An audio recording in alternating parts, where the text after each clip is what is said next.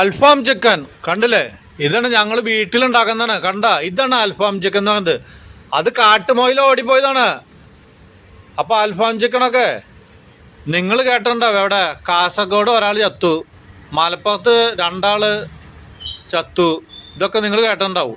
അപ്പൊ ഇതെന്താണ്, ഈ കടകളിൽ നിന്ന് മേടിക്കുന്നതൊന്നും ഇതുപോലെ വെന്തിട്ടുണ്ടാവില്ല. ഞങ്ങളൊക്കെ ഇത് പണ്ട് കാലം തുടങ്ങിയിട്ട് ഇതുപോലെ ചുട്ട് തിന്നാറുണ്ട്. അതിന് അൽഫാം ചിക്കനല്ല, അന്നൊക്കെ കാട്ടുമോയില്, കീരി, ഇതിനൊക്കെയാണ് ഞങ്ങൾ തിന്നുക.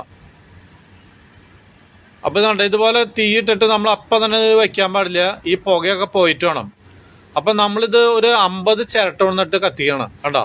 അപ്പോൾ കൃഷിക്കാരുടെ വീട്ടിലൊക്കെ നാളികേരം, അത് തൃശ്ശൂർ ജില്ലയിൽ ഇഷ്ടം പോലെ ഉണ്ട്. എന്താ കാരണം? തൃശ്ശൂർ ജില്ലക്കാരും ഒരു മീൻ കറി വെക്കണമെങ്കിൽ അവന് തേങ്ങ പാല്, ഒരു മാങ്ങക്കറി വയ്ക്കണ തേങ്ങ പാല്, ഇത് ഒഴിക്കാണ്ട് അവനും മീൻകറി, മാങ്ങക്കറി അല്ലെങ്കിൽ കാളൻ ഇതിലൊന്നും ഉണ്ടാക്കാൻ പറ്റില്ല. അപ്പോൾ എല്ലാവരുടെയും വീട്ടിൽ ഇഷ്ടം പോലെ ചിരട്ട ഉണ്ടാവും. അപ്പം നിങ്ങൾ ഇതുപോലെ ഉണ്ടോ, മുറ്റത്തൊരു 3 കല്ലെടുക്കുക അല്ലെങ്കിൽ 2 കല്ലെടുക്കുക, എന്നിട്ടാണ്ട് ഇതുപോലെ വെക്കുക. അല്ലെങ്കിൽ വല്ല മണ്ണിൻ്റെ ചെടിച്ചട്ടി ഉണ്ടെങ്കിൽ ഇങ്ങനെ വെച്ചിട്ട് കൊണ്ട് വെക്കുക.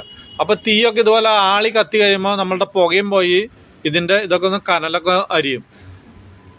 അപ്പം എൻ്റെ മകൻ വന്നേക്കണം, ഇതാണ് ഡിസയർ. അവൻ മകന്, പപ്പ എന്ത് പണിയായത്, ഇത് ഇങ്ങനെയല്ല ഇതിൻ്റെ കരി. എടാ, ഇത് കത്തി കഴിഞ്ഞ് കഴിഞ്ഞാൽ കരി ഉണ്ടാവും, എന്നിട്ടാണ്. അപ്പോൾ ഇതൊക്കെ എനിക്കറിയാം. ഞങ്ങൾ ക്യാമ്പ് ഫയർ നടത്താറുണ്ട്. എവിടെ? ഊട്ടി, കൊടൈക്കനാൽ, അവിടെയൊക്കെ പോകുമ്പോൾ. അപ്പോൾ ഉണ്ട്, ആ തീയൊക്കെ കെട്ടതിന് ശേഷമാണ് നമ്മൾ ഈ കനലിൻ്റെ മുകളിൽ ഈ ഫഹം, അതായത് കരി, ഈ ചാർക്കോളിൻ്റെ മുകളിലാണ് ഈ സാധനം വെച്ചോളുണ്ട്. കണ്ടോ? അപ്പോൾ അവൻ തായ്ലാൻഡിലും വിയറ്റ്നാമിലൊക്കെ പോയപ്പോൾ അവിടുന്ന് ചൂടാന്ന് പറഞ്ഞിട്ട്, വിയറ്റ്നാമിൽ ചൂടാന്ന് പറഞ്ഞിട്ട് ഒരു ഫാനൊക്കെ നടക്കാൻ വേണ്ടിയിട്ട് മേടിച്ചായിരുന്നു. ആ സാധനമാണ് ഇത്. അത് വെച്ചിട്ടാണ് കാറ്റടിച്ചു കൊടുക്കുന്നത്. അപ്പോൾ ഇത് മുറ്റത്തൊക്കെ ആയ കാരണം അത്രയ്ക്കും വലിയ ചൂടൊന്നും എടുക്കില്ല, പുകയൊക്കെ വളരെ കുറയും. കണ്ടോ? അത് കോഴിയുടെ എണ്ണ വീഴുന്നതാണ്, കോഴി നെയ്യ് ഇടയ്ക്കിട്ട് കത്തുന്നത് അതാണ്. അപ്പോൾ ഇതൊക്കെ ഞങ്ങളൊക്കെ പണ്ട് കാലത്തൊക്കെ ചെയ്യാറുണ്ട്. എങ്ങനെയാ വെച്ചിട്ടുണ്ടെങ്കിൽ സ്കൂളൊക്കെ പോട്ടുമ്പോഴേ നായാട്ട്. അപ്പോൾ അന്നൊക്കെ എല്ലാവരും വീട്ടിൽ നമ്മുടെ ചൊക്കിളിപ്പട്ടി, നാടൻ പട്ടികൾ എല്ലാവരും വീടുകളിലുണ്ടാവും. അപ്പോൾ ഇതിനൊരു 3-4 അഴിച്ചു കൊണ്ടുപോകും. എന്നിട്ട് പിന്നെ നായാട്ടുകാർ വേറെ ഉണ്ട്, വേട്ടക്കാർ. അവരൊക്കെ 3-5 പട്ടീനെ കൊണ്ടുവന്നിട്ട് പട്ടി ഈ മൊയിലിനെ ഓടിക്കും. എന്നിട്ട് ഓടിച്ചിട്ട് പിടിക്കാണ്. ഞങ്ങളും പിന്നാലെ ഓടും. അങ്ങനെ പറമ്പിലൊക്കെ ഇതുപോലെ എണ്ണയൊക്കെ പറ്റിയിട്ട്, നമ്മൾ ചെറുപ്പമല്ലേ അന്ന് പറമ്പിലിട്ടിട്ടൊക്കെ ഇങ്ങനെ ചീനച്ചട്ടിയിലൊക്കെ വേവിക്കുമ്പോൾ കരിയും. അതന്നെ അൽഫാം ചിക്കൻ. അല്ലാണ്ട് ഇതുപോലെ ഇടലൊന്നുമില്ല. ഇങ്ങനെയൊക്കെ ഇട്ട അന്ന് നാണക്കേടാണ്. അന്നൊക്കെ പപ്പടം ചൂടാ, അതിനെ കൊള്ളി ചൂടാ, ഇതൊക്കെയാണ് പണികളുള്ളൂ. അല്ലാണ്ട് ഇങ്ങനെ കോഴിയൊക്കെ ചുട്ടു എന്ന് പറഞ്ഞാൽ നാണക്കേട്. ഇന്നിപ്പോൾ ഫാഷൻ കണ്ടില്ലേ? അപ്പം എൻ്റെ മകളും മോണാർക്ക് എസ്റ്റല് കണ്ടില്ലേ? ഇത് ആ പിന്നിൽ വരുന്നതാണ് വിനീത് കൊള്ളന്നൂർ, അവളുടെ ഹസ്ബൻഡ്. എല്ലാവരും വന്നിട്ടുണ്ട്. അപ്പം ഇന്ന് ക്രിസ്മസ് ആണ്.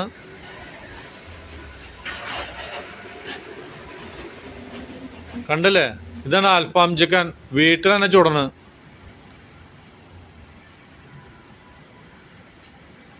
അപ്പൊ മകള് ഇതൊക്കെ കണ്ടിട്ടുണ്ട്. എന്തായാലും ഒന്നും കൂടി കണ്ടപ്പോളേ, കണ്ടില്ലേ? ഇതാണ് നിങ്ങൾ കടയിൽ നിന്ന് മേടിക്കുന്ന അൽഫാം ചിക്കൻ. കണ്ടാ? കാണുത്? ഇതൊക്കെ ശരിക്ക് ചുട്ടെടുക്കുന്നതാണ്.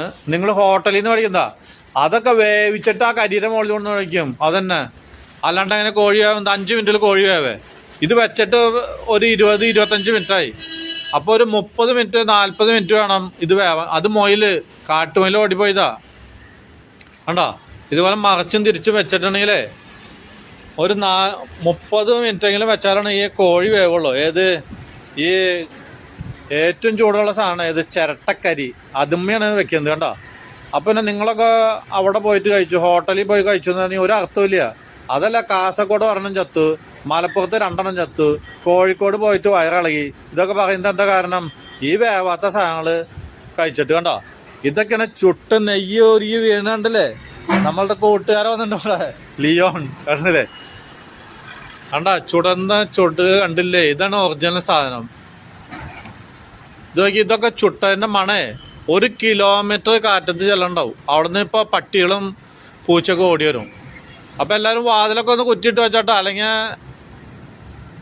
തെരുവ് നായ്ക്കൾ വരും. ഒരു 500 എണ്ണം ഉണ്ട് ഈ ഏരിയയിൽ, ഞങ്ങളുടെ ചാലക്കുടി പേരാമ്പ്രയിൽ. കണ്ടോ?